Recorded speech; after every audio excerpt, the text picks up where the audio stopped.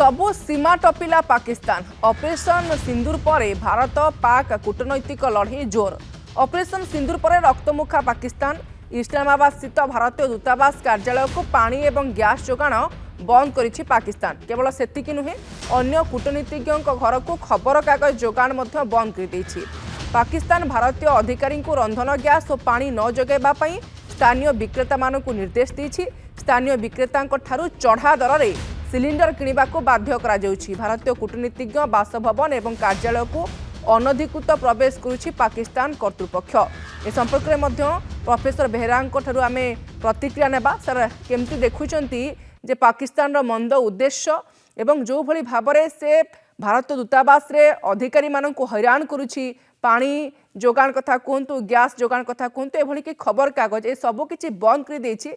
ये वियना चुक्तिनामार स्पष्ट भाव में उल्लंघन करुछि।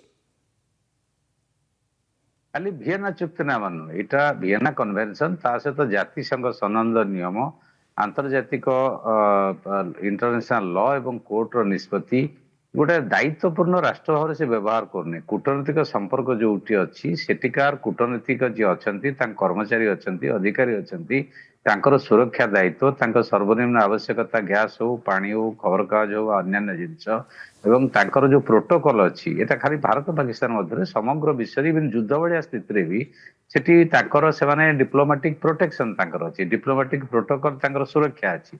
ये समस्त कथा को अति निम्न स्तर को पाकिस्तान जाइए व्यवहार करुच्ची। गोटे सभ्य राष्ट्र भाव नुहे, निहाती गोटे सन्त्रासवादी राष्ट्र भाव से व्यवहार करुच्ची। ठीक अच्छी, प्रत्येक राष्ट्र राष्ट्र भीतर पार्थक्य थाए, उत्तेजना थाए।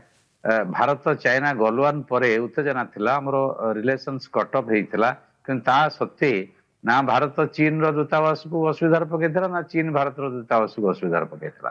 तेणु ये गोटे माने विरल एग्जांपल, गैस बंद करदवा नदवा मना करिवा, खबर कागज नदवा पानी नदवा, जो निम्नमानर व्यवहार पाकिस्तान यहाँ भारत आंतर्जातिक स्तर में जो अप्रोप्रिएट फोरम अच्छी सेठी यार प्रतिवाद करने उचित। तेणु भारत कड़ा जवाब देछि, निंदा करिछि। या भीतर कूटनीतिक संपर्क आहरी खराब हम एवं एटा दक्षिण एशिया रे बा समग्र विश्व रे पाकिस्तान जो चेहरा अच्छी एटा तो विश्ववासी जानिछन्ति, एटा आहरी समस्त जानिबे जे पाकिस्तान व्यवहार केमिति होउछि गोटे सार्वभौम राष्ट्र भाव में अन्य एक सार्वभौम राष्ट्र कूटनैतिक प्रतिभाग प्रति डिप्लोमेटिक पर्सनाल प्रति।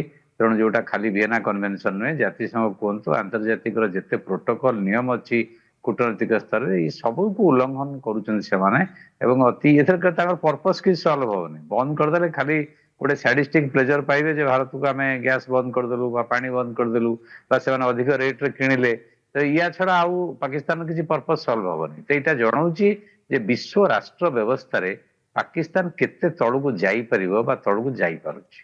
निहाती भाव में सर गोटे उचित कथा आपण कहते जे पाकिस्तान गोटे सन्त्रासवाद को प्रोत्साहन दूसरा राष्ट्र एक कथा जानवर अछपा ना, किंतु केते निम्न स्तर को से खसी जाई पारे यही घटनारू स्पष्ट बुझी होछि। आपण को सर अनेक अनेक धन्यवाद ए संपर्क में आलोचना करितबारु।